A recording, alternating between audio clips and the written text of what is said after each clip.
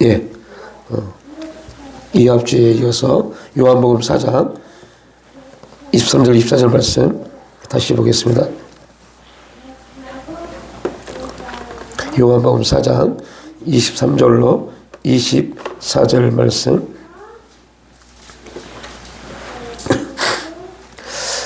네, 우리 23절 24절 말씀 한 목소리로 합독하겠습니다. 아버지께 참되게 예비하는 자들은 영과 진리로 예비할 때가 오나니 곧 이때라. 아버지께서는 자기에게 이렇게 예비하는 자들을 찾으시니라. 하나님은 영이시니 예비하는 자가 영과 진리로 예비할지니라. 아멘. 예, 예배에 대한 부분을 요한복음 4장 말씀을 통해서 나누고 있는데요.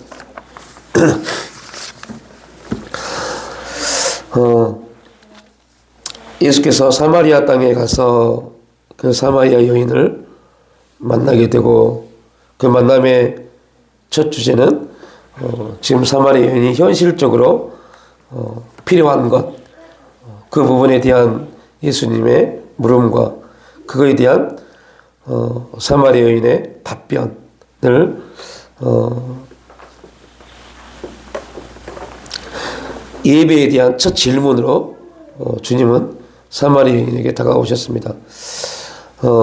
하나님 우리에게도 동일한 부분 가운데 역사하시는 분을 보면 우리는 하나님의 역사를, 하나님의 어떤 뜻을 특별한 어떤 영적인, 우리가 말하는 신비적인 어떤 사건을 통해서 하나님이 우리에게 다가오시고 그런 하나님을 만나는 체험을 중요하게 여깁니다. 그런데 성경은 하나님이 기적을 나타내시고 뭐 구원의 놀라운 일들을 나타내신 모든 과정에 보면 어떤 신비적인 체험이나 신비적인 역사를 가지고 주님이 찾아오시는 장면은 복음서 내용에서 보면 없습니다. 그냥 우리 일반적인 삶 속에서 우리가 살면서 느끼고 겪고 또 힘들어하고 해결받아야 될 문제 안에서 예수님이 찾아오신다는 거, 그리고 그 안에서 우리가 현실적 삶 안에서 고민하고 갈등하고 있는 그 문제 속 환경을 통해서 예수님은 우리가 생각지도 못한 것, 그러니까 우리의 눈은 항상 우리에게 주어지는 환경과 상황을 봅니다. 그러다 보니까 그 안에서 하나님의 뜻, 하나님의 역사를 보지 못하고 그 환경에 매여버리지만, 하나님 예수님을 찾아오셔서 그 환경을 가지고 우리에게 어디로 인도하시냐면 하나님이 그 환경을 주신 목적으로 우리를 인도해 가십니다. 그러니까 사마리아 여인은 왜 자기 인생이 이렇게 기고한 인생인지 알지 못했을 겁니다. 해도 안 되고, 정말 5번 결혼했다는 것은 5명의 남편이 있단 말은, 다른 말로 표현하면 진짜 그 인생은 뭐 지금으로도 윤리적인 부분에서 봐도 참 잘못된 선택이지만, 그럼에도 불구하고 그 여인이 생각하기에 자신의 삶을 해결할 수 있는 유일한 방법이 그거였기 때문에 그는 5명의 남편을 만났을 겁니다. 해결책으로요. 그럼에도 불구하고 그는 그 인생의 해결책을 만나지 못했죠. 이걸 다른 관점으로 보면 그 여인은 자기의 삶의 그 구렁텅이, 구속된 삶을 얼마나 힘들어하고 그걸 헤쳐나가기 위해서 발버둥을 쳤겠어요. 그런 가운데 주님이 그 여인에게 찾아가십니다. 놀라운 것은 하나님이 왜 이 여인이었어요? 예수님이 왜 이 여인을 찾아갔을까라는 질문이 우리에게 주어져야 돼요. 많은 사마리아 사람이 있을 텐데 그 중에 왜 이 여인이었을까? 그러면 다른 편으로 보면 이 여인은 뭔가에 대한 사모함이 있었다는 겁니다. 그 사모함이 있었기 때문에 예수님이 그에게 찾아가신 겁니다. 그리고 예수님은 즉각적으로 그에 대한 사모함을 끄집어내지 않으셨습니다. 이유가 뭐냐?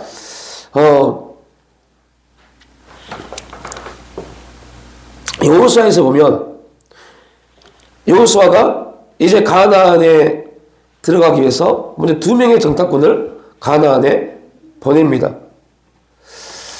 그런데 놀라운 것은요, 거기에서 2명의 정탐꾼이 기생 라합의 집에 들어갑니다. 앞으로 우리가 여호수아를 보면서 나누겠지만 많은 사람들이 기생 라합이라는 말을요 되게 오해합니다. 거기서 기생이라는 단어를 술이나 파는 여자로 착각합니다. 그 내용이 절대 아닙니다. 거기서 기생 라합은 여리고 왕이 그 자리에 술집을 차려놓고 라합을 그곳에 기생으로 그 술집의 주인으로 세웠습니다. 그리고 그 라합은 여리고 왕의 정보원이었습니다. 이게 이스라엘 역사입니다. 우리가 기생으로 취급해버려요. 그러니까 그 라합에 대한 내용이 은혜가 안 됩니다. 그 라합은, 기생 라합이 그 두 명의 정탐꾼에게 고백하는 내용이 있어요. 되게 멋진 고백을 합니다. 근데 놀라운 것은 하나님의 섭리를 보십시오. 하나님의 섭리가 그 두 명의 정탐꾼을 라합의 집으로 인도해 가십니다. 그리고 그곳에서 라합을 통해서 여리고 왕의 군사들에게서 건짐을 받습니다. 그런데 여러분들 돌이켜보면 이런 문제를 우리가 거기서 끄집어올 수 있습니다. 라합이 그 두 명의 정탐꾼에게 이렇게 말합니다. 우리는 알고 있습니다. 당신들이 광야에서 행했던 그 엄청난 하나님의 일하심을 우리는 들었습니다. 당신들을 통해서 하나님의 일하심을 듣고 우리 가나안 땅의 주민들은 마음이 놓았습니다. 정신을 잃어버렸습니다. 라고 고백합니다. 그리고 이렇게 말하죠. 당신들이 이 땅에 들어올 때 나를 기억하소서라고요. 만약에 그 두 명의 정탐꾼을 만나자마자 기생 라합이 그 두 명의 정탐꾼에게 이러한 고백을 처음 했다면 이 정탐꾼은 라합을 받아들이지 않았을 겁니다. 이거는 다음에 주일날 나누겠습니다. 무엇을 말씀을 드리려고 하냐면 하나님이 하나님 역사를 이루고 하시고 그 섭리 가운데 하나님 일하심을 나타낼 때 어떤 특별한 환경을 뻥 터뜨려서 그 일하심을 행하지 않습니다. 그래서 여러분들 우리에게 주어지는 우리가 살고 있는 그 삶에 대해서 직시할 수 있는 사람이 하나님의 음성을 들을 수 있어요. 내 삶을 볼 수 있는 사람들만이 하나님과 그 삶 속에서 뭐 할 수 있어요? 동행할 수 있습니다. 근데 우리는 너무 하나님의 역사와 하나님의 일하심을 너무 신비하게 생각을 하고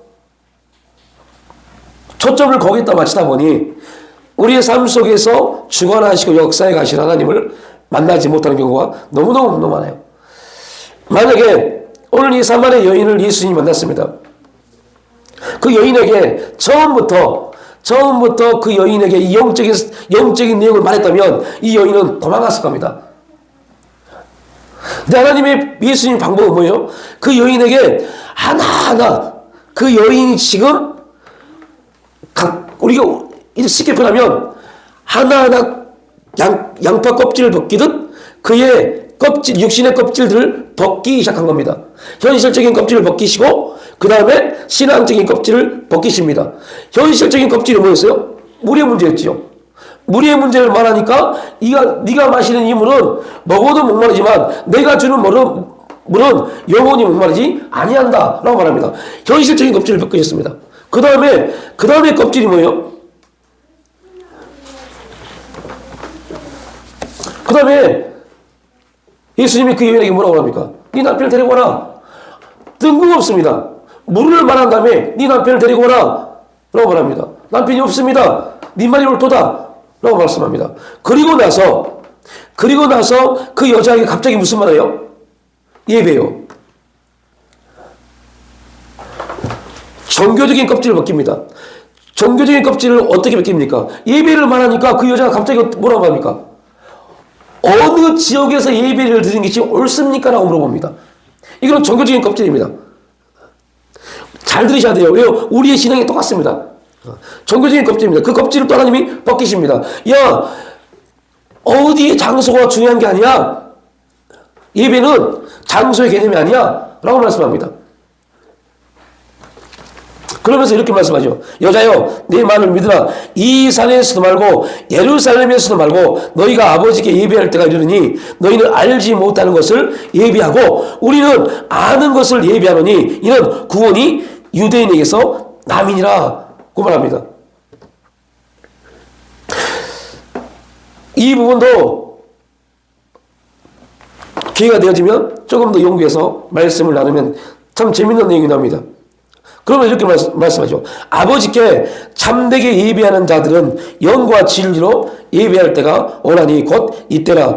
아버지께서는 자기에게 이렇게 예배하는 자들을 찾으신다라고 말씀합니다. 그러면서 어떻게 예배하는 자요? 이 여인에게 있어서 예배의 개념은 뭐였어요? 장소요. 장소였어요. 그런데 이렇게 말합니다. 하나님이 기뻐하시는 예배는 예배하는 자들은 어떠한 예배자냐? 영과 진리로 예배하는 그들을 하나님이 찾으신다고 말합니다. 예배의 개념이 완전히 바뀌어버립니다.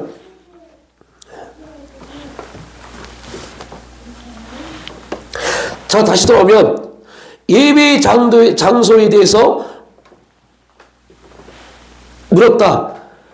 그 말은 조금 전에 말씀드렸던 이 여인은 뭐에 대한 관심이 있었다는 거예요? 예배에 대해서 물었다는 것은요, 이 여인은 하나님에 대한 관심이 있었다는 겁니다. 어떻게 예배를 드리는 것이 하나님이 흠양하는 예배인가에 대한 관심이 이 여인에게는 있었던 겁니다. 그래서 예수님이 그 여인의 입에서 결국 뭘 끄집어내요? 예배의 문제예요. 그 예배의 문제를 끄집어냅니다. 왜요? 여러분, 지금의 시대가 마찬가지입니다. 우리가 예배를 어떻게 드리냐에 따라서 하나님이 우리의 인생을 받느냐 받지 않느냐의 기준이 되어버리니까요. 그 여인에게 예배의 문제를 끄집어냅니다. 그러니까 그 여인이 종교적인 옷을 입고 이렇게 말합니다. 우리 조상들은 이 산에서 예배하였는데 당신의 말은 예배할 곳이 예루살렘에 있다 하더이다. 유대인들은 예루살렘에서 예배드리는 것이 옳은 겁니다. 그러나 예수님이 아니야, 그런 예배 아니야 라고 말해버립니다. 이 여인의 입장에서는 얼마나 충격이었겠어요. 여러분, 지금 우리에게 주님이 오셔서 우리에게 이렇게 말씀하세요. 야, 너 지금 너희들 이거 예배 드리는 게 아니야 라고 말한다면 우리 어떻게 말할까요? 이러한 음성을 들을 수 있는 것도 축복입니다. 왜요? 바뀔 수 있으니까요. 야, 너 그렇게 예배 드리면 안 돼 라는 하나님의 메시지가 우리에게 들려진 것도 되게 큰 축복입니다. 이 여인은 모든 관심이 중심이 그였어요. 어느 지역에서 드리는 것이 옳으냐. 우리는 수백 년 동안 누부함을 통해서 남북이 갈라지고 우리 북은 무조건 이곳에서 예배 드리는 것이 옳은 거였고 남유다는 예루살렘에서 예배 드리는 것이 옳은 거였습니다. 이렇게 수백 년 동안 예배를 드려왔습니다. 이제는 어떻게 할 수 없습니다. 이게 전통이 됐고 이게 기준이 되어버렸기 때문에요. 그래서 유다 백성들은, 유다 민족들은 예루살렘에서, 우리는 이 산에서. 예수님이 그걸 쭉 끄집어내서, 야, 아니야. 네가 하나님에 대한, 하나님을 만나고자 하는, 자, 다시 돌아와서 네가 남편이 5명이 있다는 것은, 5번 결혼했다는 것은, 그리고 지금 있는 남편이 아님을 고백하는 것은 네가 뭔가에 대한 네 인생의 해답을 찾고자 발부동 치고 있는 너의 모습 속에서 그 인생의 해답은 사람이 아니라, 어떠한 사람이 아니라, 돈 많은 남편이 아니라, 네 문제를 해결할 수 있는 권력의 남편이 아니라 하나님을 만나야 돼. 그런데 지금 너는 하나님을 만나고자 하는 사모함이 있구나.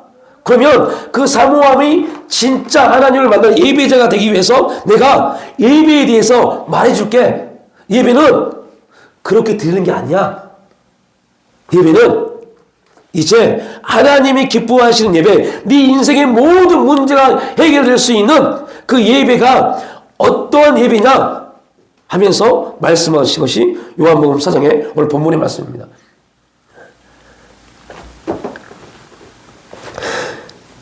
사마리아 여인이 예배에 대해서 관심을 갖고 있었기 때문에 그 부분을 끄집어낸 거죠. 자신의 문제를 해결할 수 있는 분이 오직 하나님 한 분뿐이라는 사실, 그 하나님을 만나고자 이 여인은 얼마나 간절하고 사모함으로 나갔겠어요. 그런데 중요한 것은 그 간절함과 사모함을 가지고 나갔음에도 불구하고 그는 하나님을 만났어요? 못 만났어요? 못 만났죠. 여러분, 이건 우리에게 굉장히 중요한 메시지를 던져줍니다. 제가 3주 전에 이러한 소개를 했죠. 우리가 단지 간절함만 있다고 그래서, 사모함만 있다고 그래서 하나님 만나주느냐? 아니라는 겁니다.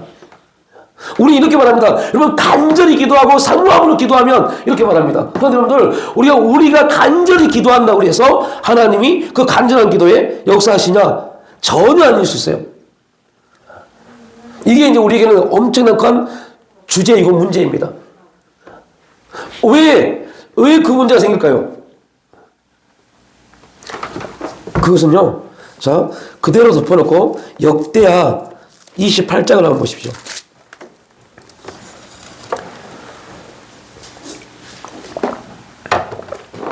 너무너무 중요한 내용입니다.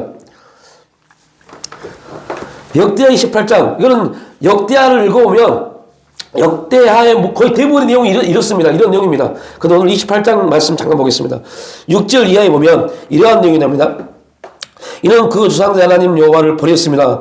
르말라의 아들 베가가 유다에서 하루 동안에 용사 12만 명을 죽였으며 에브라임의 용사 시그리는 왕의 아들 마하세야와 국내 대신 아스르김과 총리 대신 엘가나를 죽였더라. 이스라엘 자손이 그들의 형제 중에서 그들의 아내와 자녀를 합하여 20만 명을 쏟아줬고 그들의 재물을 많이 노력하여 사마리아로 가져가니 그곳에 여호와의 선지자가 있는데 이름은 오뎃이라. 그 다음부터 시작.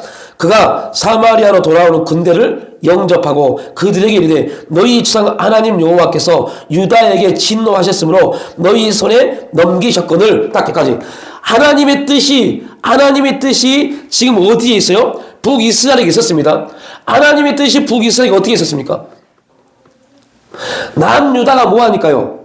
범죄하니까 북이스라엘을 들어서 남유다를 치게 한 것, 여기까지 하나님의 뜻입니다. 그래서 그들은 하나님의 뜻 가운데서 하나님이 북이스라엘을 일으켜서 남유다를 치게 했습니다. 그런데 놀라운 것은 그 다음 읽기도 시작. 너희의 노기가 충천하여 살육하고 이제 너희가 또 유다와 예루살렘 백성들을 압제하여 노예로 삼고자 생각하는다. 그러나 너희는 너희 하나님 여호와께 범죄함이 없느냐라고 선지자가 말합니다.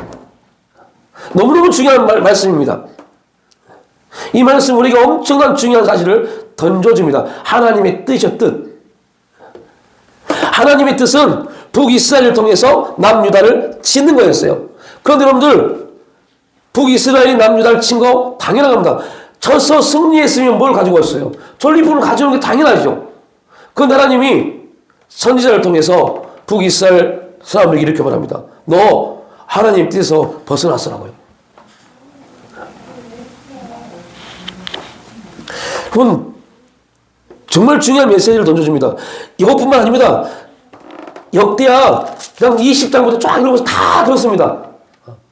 하나님이 세우신 왕, 그 왕인데 그가 처음에는 정말 하나님 앞에 정직하게 했다가 정직하게 한 그에게 하나님이 강성하니까 강성의 짐을 통해서 그들은 하나님을 버리고 엉뚱한 짓을 합니다.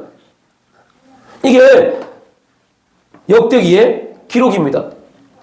하나님의 뜻은 그들이 하나님 말씀에 정직하게 행함으로 하나님이 그들에게 복을 주셔서 그 복을 준 게 목적이 아닌데 그래서 강성해지면 그때부터 그들은 엉뚱한 짓을 해요.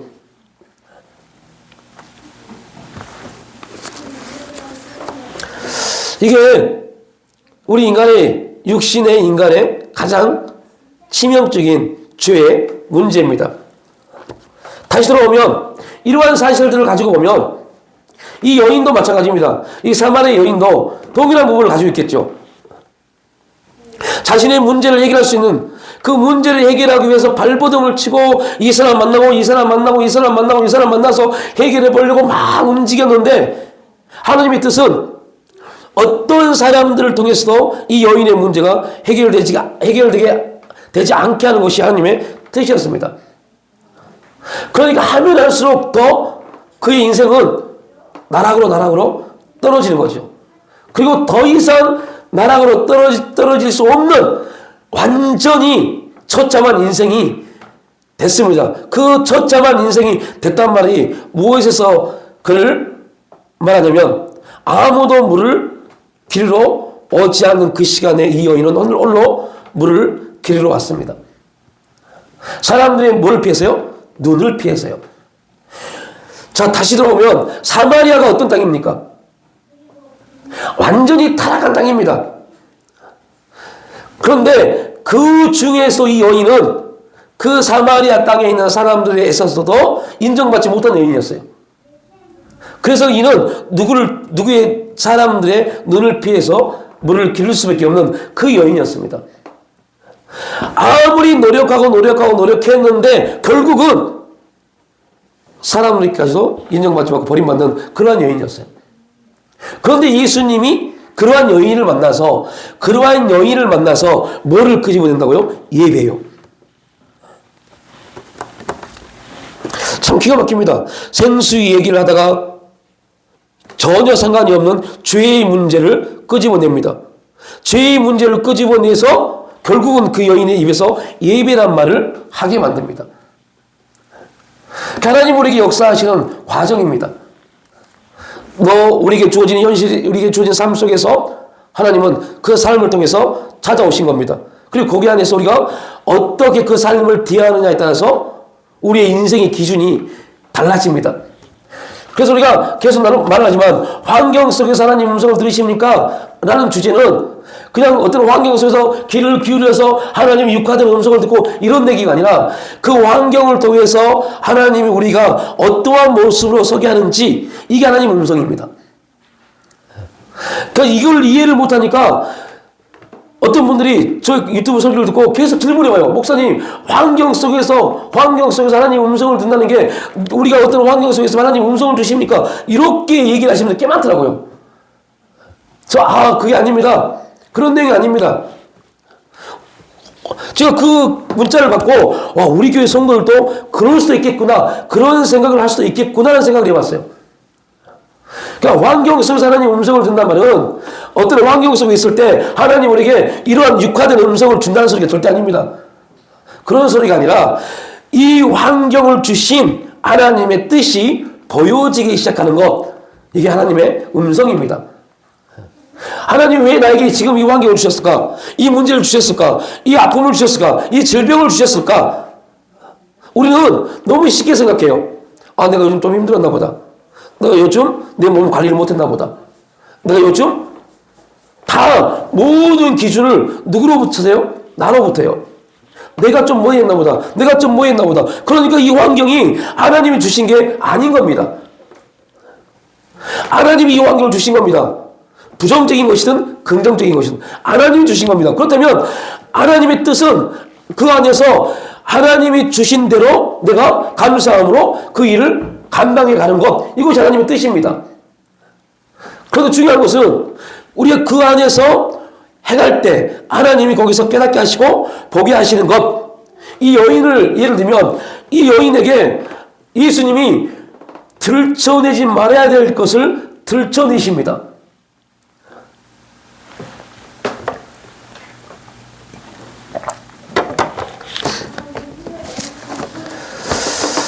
저는요, 저희 어머님을 저희 친구들에게 보여주는 게 가장 창피한 일이었어요.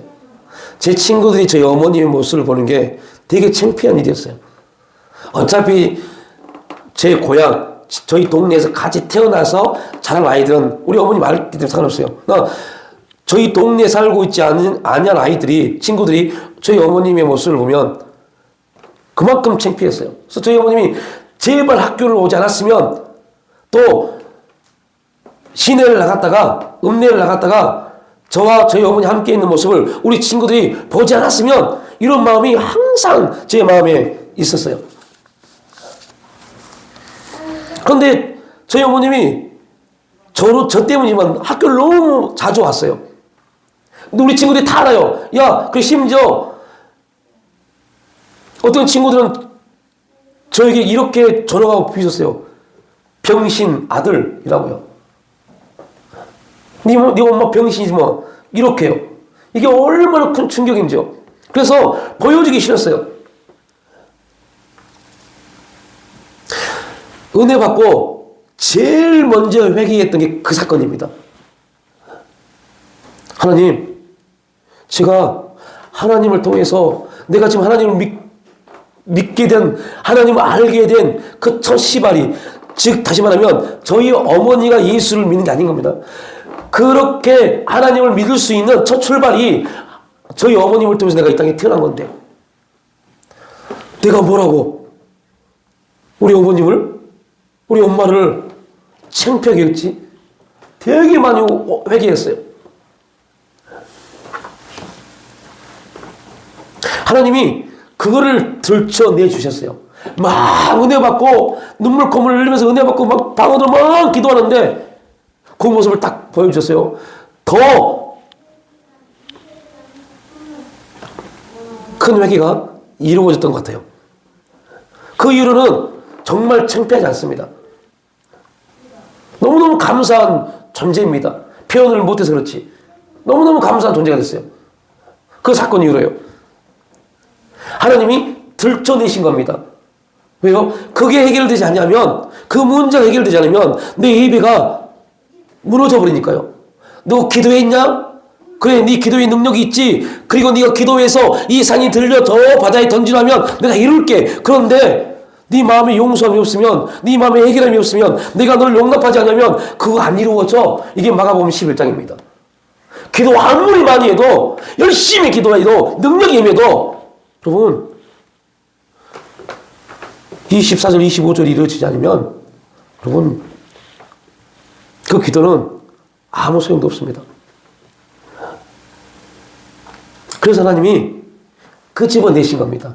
예배의 마지막은요, 예배의 마지막은 회복입니다. 회복. 하나님과 우리의 관계 회복입니다. 그런데 하나님과 우리의 관계 회복되어질 때 그때 물어보신 게 그겁니다. 너 내가 보내준 사람과 회복되었니? 라고 물어보십니다. 내가 너를 만나게 했던 사람들과 회복되었니? 그 부분을 물어보십니다.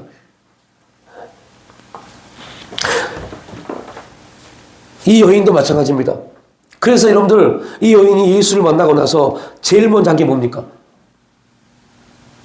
자기를 조롱하고 자기를 비웃고 자기를 인정하지 않는 사람들에게 가잖아요. 그럼 이 장면, 지금 설명한 이 장면을 딱 보십시오. 저 열왕기하에 보면 4명의 문둥병자가 있습니다. 이 문둥병자는 그 예루살렘의 성에 들어가지를 못해요. 성에 들어가지 못해요. 왜? 문둥병자니까. 그런데 그때 하나님이 아람을 일으켜서 이스라엘을 공격합니다.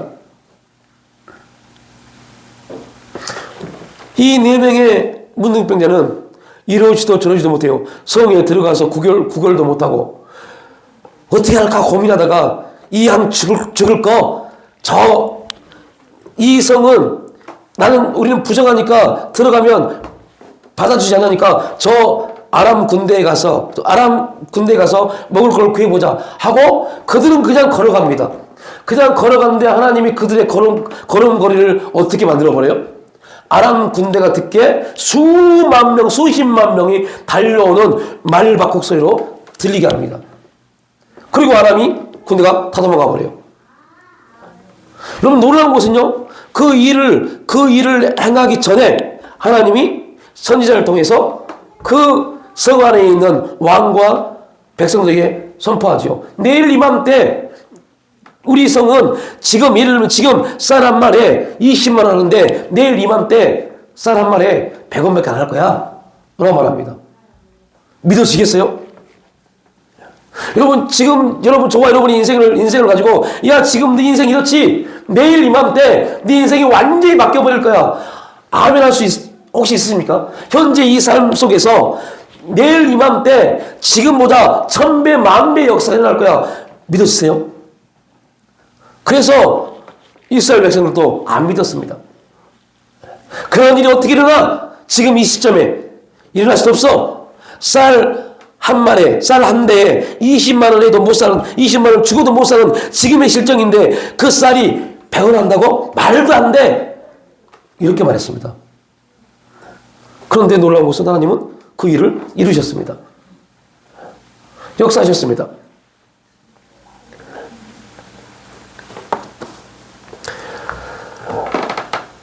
하나님이 일을 이루어 가시고 하나님의 역사를 이루어 가시는 데 있어서 우리에게 요구하는 것은 아무것도 없습니다.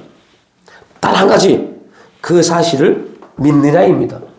내가 너에게 그 일을 이룰 텐데 너 그거 믿냐? 이거 하나 물어보십니다. 그런데 우리는 믿지를 못합니다. 왜요? 너무 현실에 인이 박혀 있어서요. 왜요? 그동안 수십 년 동안 열심히 내가 살아봤는데 안 된 거를 하나님이 하루 지났다고 그 일을 하나님 하실 수 있을까? 누구를 통해서, 뭐를 통해서? 우리 이걸 생각해요. 뭐를 통해서, 누구를 통해서, 어떻게 해라. 요 기준 같습니다. 하나님이 어떠한 분이신 걸 알아요. 뭐죠? 객관적으로, 전지전능하시고 말씀으로 무에서 유를 창조하신 분이고 다 압니다. 근데 그거는 객관적인 사실이고 주관적으로 우리에게는 그러한 일을 경험한 적이 없어요. 그러니까 내일 이맘때 이러한 일이 있을 거야 라고 말하면요, 말도 안 되는 소리 하고 있네 라고 말합니다. 아멘 하는 사람이 없어요. 동일하게 예수님이 이 여인에게 먼저 영적인 부분을 끄집어내서, 야 여인아, 너 예배 사모하지. 너 예배를 사모하지. 그런데 예배를 사모하는 것이 지금 네가 생각하는 이 산과 저 산의 문제가 아니야. 처음부터 예수님이 이렇게 말했다면 그 여인은요, 미쳤나고 도망가 버렸을 겁니다. 그 예수님의 접근 방법, 우리에게 다가오시는 방법. 야, 내가 오늘 너에게 이 직장을 주었어. 내가 너에게 이 가정을 허락한 거야. 내가 너에게 이 자녀들을 허락한 거야. 내가 너에게 이 부모를 허락해서 섬기게 한 거야. 누가요? 하나님이요. 그리고 말씀합니다. 내가 너에게 이 가정을, 이 교회를, 이 부모를, 이 자녀를 주어서 네가 거기에서 내 이름으로, 내가 너에게 준 믿음으로 어떻게 그 일을 행하는가 내가 볼 거야 라고 말씀합니다. 그런데 우리는 왜 그 일이 하나님의 음성으로 들려지지 않느냐? 내가 내 필요에 의해서 가정을 만든 것처럼 생각하니까요. 어쩌다 결혼해서 부부가 돼서 자녀를 낳았다고 생각하니까요. 그리고 자녀를 낳을 때 기독교인이기 때문에, 성도이기 때문에 하나님의 은혜로 내가 출산했습니다고 말을 합니다. 그런데 그 자녀를 키울 때 하나님의 자녀임을 고백하는 경우가 극히 드뭅니다. 대부분 내 중심과 내 기준과 내 경험을 통해서 자녀를 키웁니다. 말은 또 말합니다. 하나님이 은혜를 주셔서 인도하셔서 라고 말합니다. 저도 그런 말 합니다. 이러한 관심을 가지고 있다 보니까 우리가 우리 삶 속에서 예배의 삶을 살지 못하는 겁니다. 우리의 삶이 신령과 진정 성령 안에서 진리의 말씀으로 만들어지지 못하는 겁니다. 그냥 내 경험이죠. 내 경험에서 우러나는 거. 내가 지금 느끼고 내가 지금 누구를 만나고 어떠한 문제, 어떠한 생각을 가지고 있느냐가 내 자녀에게, 내 남편에게, 누군가에게 하는 말입니다. 그러면 절대 안 돼요. 우리의 말은 오직 하나님의 성령께서 말씀을 통해서 깨닫게 하신 것 안에서 움직여져야 돼요. 그것이 남편에게 한 말이든 아내에게 한 말이든 자녀에게 한 말이든 그렇게 움직여져야 돼요. 그렇게 되지 않으면 우리는 내가 지금 경험하고 있고, 이것을 경험이라는 것은요, 우리의 삶 속에서요, 하나님과의 경험 말고요, 삶 속에서 내가 하고 있는 일, 내가 누구를 만나고 어떠한 목적을 가지고 움직여가고 있는 그 안에서의 단어들만 사용합니다. 그렇게 예수님이 그 여인에게 자꾸 그 언어를 바꾸시잖아요. 이 하나의 장면을 통해서요, 신앙의 성장 성숙이 보여집니다. 언어를 바꿔서 그 생각을 바꾸니까 결국 이 여인이 예배를 말하게 되고 예배가 어떠한 예배인지 말하게 되고 그 예배를 딱 말하니까 이 여인을 만나버린 겁니다. 누구를요? 예수님을요. 내 문제 해결점인 하나님을 만나버린 겁니다. 그리고 그 여인이 한 행동이 뭐였어요?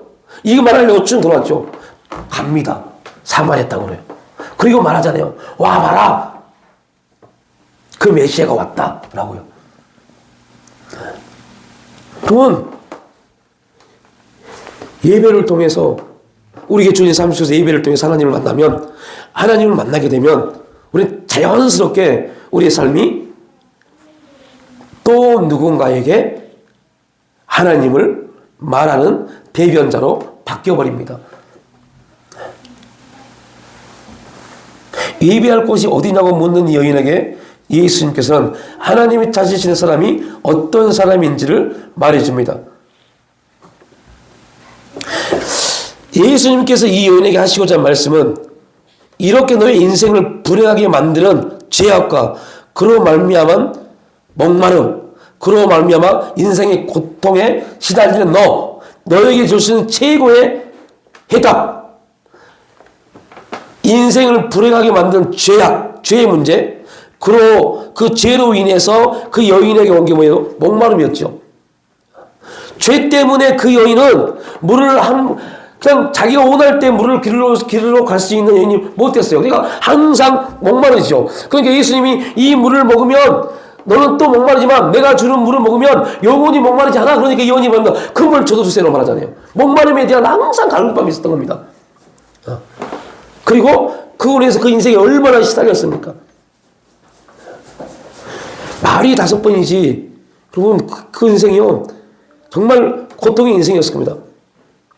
그 인생에게 이 부분을 가지고 죄의 문제를 끄집어내서 목마름을 끄집어내서 인생의 고통의 시간을 끄집어내서 결국은 이 여인에게 누구를요? 하나님을 만나게 하는 통로. 하나님을 찾는 방법이 예배입니다. 그러니까 이 여인도 하나님을 만나는 것이 예배인 줄 알아요. 그런데 그들의 예배에서 한 번도 누구를요? 하나님을 만난 적이 없었어요. 그러니까 이 여인이 물어보는 겁니다. 우리는 이 산에서 예배를 드렸는데 하나님을 만난 적이 없습니다. 유대인들이 말하는 그 산에서 예루살렘에서 예배를 드리면 하나님을 만날 수 있습니까? 라고 물어봅니다. 근데 이미 예수님은 유대인들에게도 말했잖아요. 없어 라고요. 예루살렘에서도 하나님을 만난 사람들이 없습니다. 그래서 하나님은 그 진짜 하나님을 만날 사람을 찾고 계셨고 그곳에 예수님을 보내셨고 예수님을 통해서 그 사마리아 여인이 하나님을 만나는 그 사람이 하나님이 찾으시는 그 사람이 오늘 요한복음 4장에서 누가 있어요? 사마리아 여인이요. 신앙의 중심, 우리 삶의 중심, 우리 삶의 기준, 거기는 반드시 예배가 있고 예배 받으실 하나님을 향한 참된 사랑과 경배가 있어야 됩니다. 그리고 예배는 하나님을 향한 사랑과 우리의 경배의 표현이 예배다라고 말합니다. 그러니까 여러분들 이걸 다시 표현해 보면 우리에게 주어진 삶, 우리에게 주어지는 삶의 모든 바운더리, 이것이 직장이 됐던 가정이 됐던 교회가 됐던 어떠한 만남이 됐던 어떠한 일이 됐던 이 모든 것에 대해서 하나님이 그 일을 통해서 하나님께 예배 드리는 소스, 하나님을 예배 드리는 원리로 주신 거기 때문에 우리는 그거에 대해서 감사해야 돼요. 그리고 그 환경을 주신 하나님을 향해서 우리는 가장 최고의 표현을 할 수 있어야 돼요. 그런데 여러분들 이스라엘 백성들을 보십시오. 이스라엘 백성들을 보십시오라고 말합니다. 그 이스라엘 백성들을 빼고 우리를 보십시오 해야 돼요. 우리를 보십시오. 마라의 쓴물, 마라의 물을 경험합니다. 거기서 그들은 원망합니다. 원망하면 안 돼요. 하나님이 허락하신 마라이기 때문에요. 그 마라에서 그들은 기대에 있어야 돼요.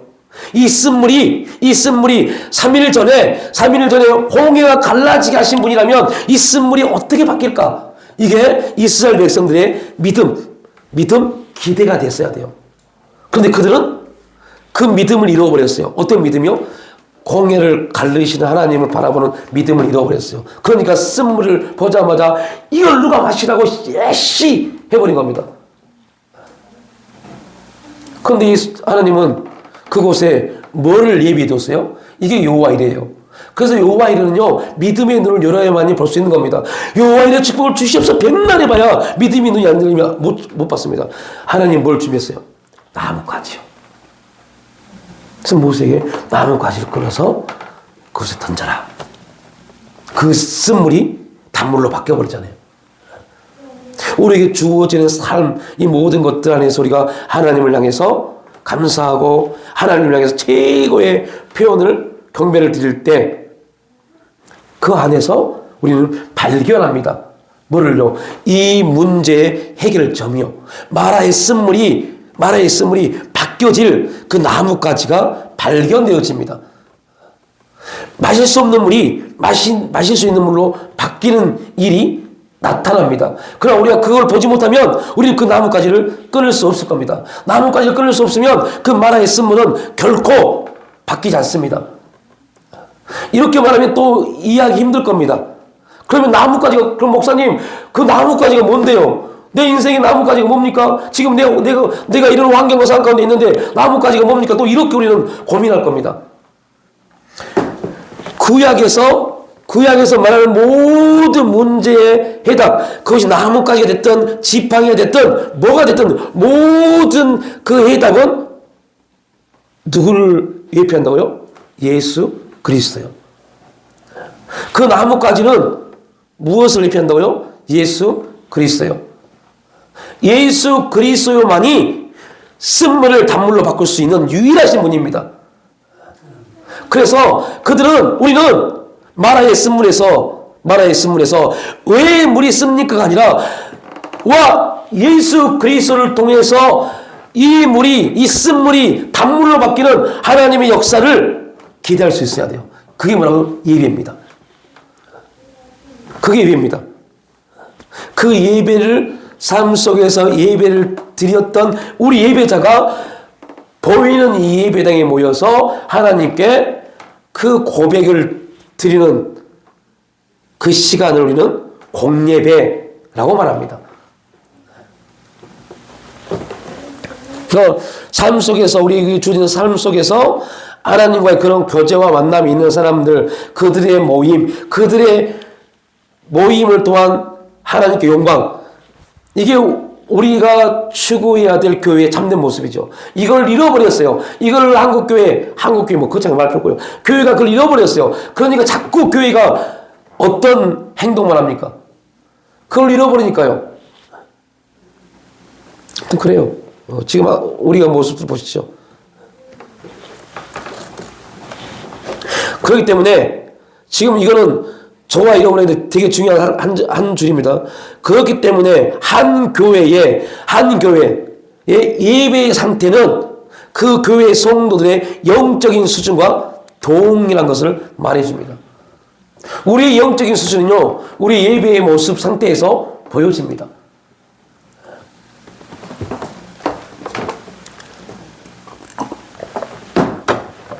한 개인이 하나님을 자신에게 있어 어떤 분으로 생각하는지, 그리고 그 하나님과 어떤 관계 속에서 살아가는지는 그가 하나님께 드리는 예배의 모습을 보면 우리가 알 수 있습니다. 그래서 여러분들, 교회에 나오지 않고 예배 드린다는 말, 그들은 이미 그들의 생각과 그들의 신앙을 누구한테요? 사탄에게 빼앗겨버린 겁니다. 그래서 무서운 겁니다. 그래서 우리는 공적인 예배에 힘써야 돼요.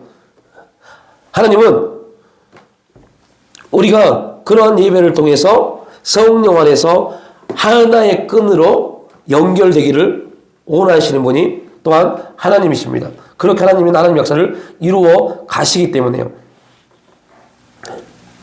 그러니까 이 여인을 통해서 사마리아 사람들이 와서 예수의 말을 듣습니다. 그리고 어떤 일이 벌어집니까? 그들이 예수님께 이렇게 말합니다.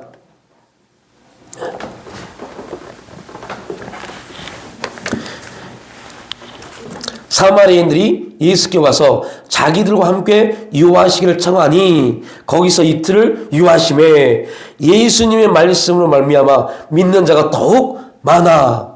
여러분, 놀라운 일이 벌어진 겁니다. 예수님이 그 여인을 통해서 사마리아 사람들을 만나게 됐고 그 사마리아 사람들에게 말씀을 증거합니다. 이때 결론입니다. 이때 어떤 일이 벌어집니까? 예수님이 사마리아 여인을 통해서 사마리아 사람들을 만나는 그 시점에 제자들이 양식을 구하러 갔다가 예수님께 옵니다. 그리고 제자들이 예수님께 이렇게 말합니다. 선생님, 양식을 구해왔습니다. 이제 드세요 라고 말합니다. 그러니까 예수께서 이렇게 말합니다. 내게는 너희가 알지 못하는 먹을 양식이 있다고 말합니다. 그러니까 제자들이 이해를 못해요. 뭐라고 말합니까? 서로 말하되 누가 선생님께 음식을 드렸느냐라고 말합니다. 그때 예수께서 이르시되 나의 양식은 나를 보내신 이의 뜻을 행하며 하나님의 뜻을 행하며 그 일을 온전히 이루는 것이니라 라고 말합니다. 예수님의 양식이 하나님의 뜻을 이루는 거라면 우리 양식은 뭐가 돼야 돼요? 그게 돼야 돼요. 그래서 예수님이 이 내용을 마태복음에서는 또 다르게 표현하잖아요. 야, 무엇을 먹을까 무엇을 입을까 그게 중요한 게 아니라니까. 그것은 너희들이 구할 게 아니라 하나님이 더해 줄 것이고 라고 말합니다. 그리스도인들은 무엇을 먹을까 무엇을 입을까를 구하는 게 아니라 그것을 위해서 너희 시간을 바치는 게 아니라 그걸 위해서 너희 모든 계획을 바치는 게 아니라 너희의 시간과 너희의 계획과 너희 모든 인생은 그의 나라와 그의 일을 구하는 것을 바치면 먹고 마시는 문제는 이것 때문에 하나님이 더해 주실 거야 라고 말씀합니다. 그런데 지금 우리의 삶은 먹고 사는 문제에 모든 시간을 투자하고 남은 짝두리 시간을 하나님께 드리려고 합니다. 그리고 기도합니다. 하나님 역사해달라고. 그 하나님이 말씀합니다. 야, 지금 너는 네 필요에 의해서 네 시간을 다 투자하고 나서 다 흘러보내고 나서 나에게 지금 내가 너에게 네 필요를 채워주기 위해서 기다리고 있는데 너는 지금 네 스스로 네 필요를 채우기 위해서 모든 시간을 다 허비하고 나서 지금 나한테 와서 너의 필요를 도와달라고 기도하니 지금 내가 다시 말한다. 야, 그거 시간을 빼서 나에게 줄 수 있니? 라고요. 이렇게 말하면 또 말합니다. 그럼 목사님 일하지 말라고요? 이 내용이 아니죠. 지금까지 쭉 설명한 것이. 내 필요에 의한 시간이 아니라 하나님이 허락하신 시간 안에서의 삶을 살라는 겁니다. 이 일은 내가 내 필요에 의해서 가진 직장이 아니라 하나님의 역사를 거기서 이루시기 위해서 예배자로 서기 위해서 그 직장을, 그 일을, 그 가정을, 교회를 우리에게 허락하신 겁니다. 그렇다면 하나님이 허락하신 부분이기 때문에 하나님의 뜻에 맞게 움직여야죠. 하나님의 뜻에 맡겨요. 오늘 예수님이 자기 모든 것을 잃어버릴 걸 각오하고 하나님의 뜻, 내 뜻은, 내 양식은 하나님의 뜻을 이루는 것이다. 그런데 그 뜻이 뭐냐? 지금 사마리아 땅에 가는 거예요. 그 땅에 안 가도 지금 유대인들, 바리새인과 서기관들에게 고통받고 있는데 그곳에 가는 거예요. 지금 내가 이 일 때문에 내가 힘들고 어려운데 하나님은 그것을 말합니다. 감사하고 사랑하라. 그것이 내가 너에게 그 일을 통해서 받는 예배다 라고 말씀합니다. 이게 2주 동안 우리가 요한복음 4장을 통해서 나누었던 참된 예배의 모습입니다. 예, 여러분들, 그래서 우리가 예배에 대한 우리가 하나님이 예배자를 찾으시고 그 예배자에게 하나님의 역사를 부어주시기 때문에 우리가 온전히 하나님이 찾으시는 예배자의 모습으로 나가자면 그건 안타깝잖아요. 이렇게 우리의 우리의 삶이 이렇게 끝나면 안 되잖아요. 이렇게 끝나면 안 되잖아요.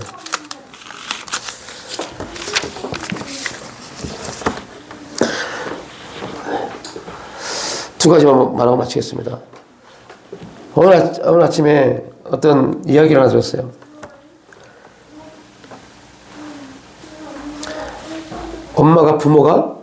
엄마가 치매 환자입니다. 치매가 언제 왔느냐? 아버지가 돌아가셔서 화장장에 가서 화장터 안에 이제 불 안에 그 관이 들어갔어요. 그리고 사람들이 모여서 막 찬양을 해요. 그때 그 엄마가, 야, 너희 아버지는 어디 가셨냐? 이렇게 귀한 잔치에 오지 않고 어디 갔냐? 라고 말한 겁니다. 그 아버지 지금 장례식인데. 그래서 딸들이 딸하고 아들이, 우리 엄마가 이상하구나. 근데 그분이 누군지 아세요? 교회 사모님이세요. 교회 목사님이 사역을 하시다가 돌아가셨어요. 사모님은 그 목사님과 그 지역에 정말 선한 영향력을 굉장히 많이 행하신 분입니다. 그런데 목사님이 또 많은 일을 하시다 보니까 가족끼리 밥을 먹고 맛있는 걸 먹는 자리에 많이 참석하지 못해요. 그 사모님의 마음은 항상 그 마음에 대한 안타까움이 있었어요. 근데 그날도 목사님이 돌아가셔서 화장장에 있는데 그 사모님이 그렇게 말합니다. 자녀들에게. 근데 놀라운 것은요. 그 사모님이 정신연령이 치매 6세 6살 정신연령이 되어버린 겁니다. 6살 아이가 행동하는 것처럼 그 딸이 요양원에 보내지 않고 그 어머님을 자기들을 보살펴 주신 은혜에 감사해서 그 딸이 그 어머님을 보살펴요. 모시고 살아요. 근데 이거 장난 아니에요. 발로 차고 난립니다. 치매 환자들은요, 밥을 먹을 때 밥을 삼키는 법을 모른대요. 다 뱉는데요. 그래서 삼키는 걸 계속 해요. 다 뱉고 대고. 밥을 먹으면서 막 뺨을 쳐요. 밥 달라고. 먹으면서 잊어버려요. 그런데 안타까운 것은 교회 사모님이세요.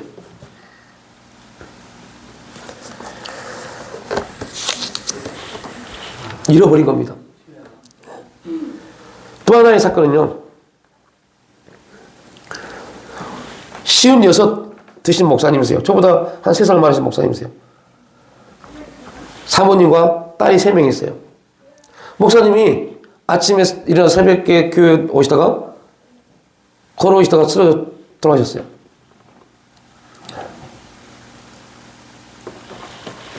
사모님과 어린 3 자녀 그리고 그 교회에 9분 정도 모이는 교회 성도들 그냥 남겨졌습니다. 그 어려운 환경 가운데서 목회를 하시다 보니 빚은 빚대로 졌고요. 해결할 수가 없어요. 해결할 수 방법도 없고 그리고 그 작은 교회에 내놔봤자 올 사람도 없고 사모님이 부랴부랴 어떻게 해서 그 교회를 감당하게 됐어요. 근데 이미 있는 빚도 산더미고 앞으로도 막막합니다. 거기는 다 80이 넘으신 9분이 80이 넘으신 권사님들 뿐이에요. 해결할 수가 없어요. 무엇도 해결할 수 없어요. 근데 작년에 저에게 한 목사님이 연락이 왔어요. 목사님, 기도하는데 목사님이 생각나서, 목사님 어려움이 생각나서, 울부짖는 모습이 생각나서, 그 모습이 환상적으로 보여서 지금 목사님에게 무슨 일이 있나 연락을 드렸습니다. 너무 큰 충격이었어요. 누구가 나를 위해서 기도하면서 내 모습을 봤구나. 목사님, 제가 목사님 교회에 가서 예배를 드려주고 싶습니다. 그런데 그렇게 말했어요. 불투명한 시기에 우리 교회가 어떻게 될지 모르는 불투명한 시기에 네 그렇게 합시다. 1월 18일 오기로 했어요. 근데 갑자기 이런저런 하나님이 딜레이를 시키려고 하시는 방법이 있다는 걸 오늘 깨달았어요. 알았어요. 이런 방법을 통해서 제 마음에 좀 안 좋은 마음을 갖게 하셨어요. 그래서 1월 18일 있을 예배를 취소했어요. 그런데 놀라운 것은 그 목사님도 어떻게 하면 어떻게든 고민한 겁니다. 왜요? 1월 18일 날 그 교회를 가야 되는 일이 생겨버린 겁니다. 그 선교 회장님이 목사님에게 말한 겁니다. 목사님 정말 급한 교회가 있습니다. 그 교회를 먼저 가야겠습니다. 근데 그 목사님이 저에게 그걸 취소를 교회를 다른 교회를 간다는 말을 못 하신 겁니다. 그러면서 주고받는 대화가 그냥 제가 좀 기분 나쁜 대화가 돼버린 겁니다. 그래서 취소했어요. 그리고 1월 18일 날 그분들이 그 교회에 가신 겁니다.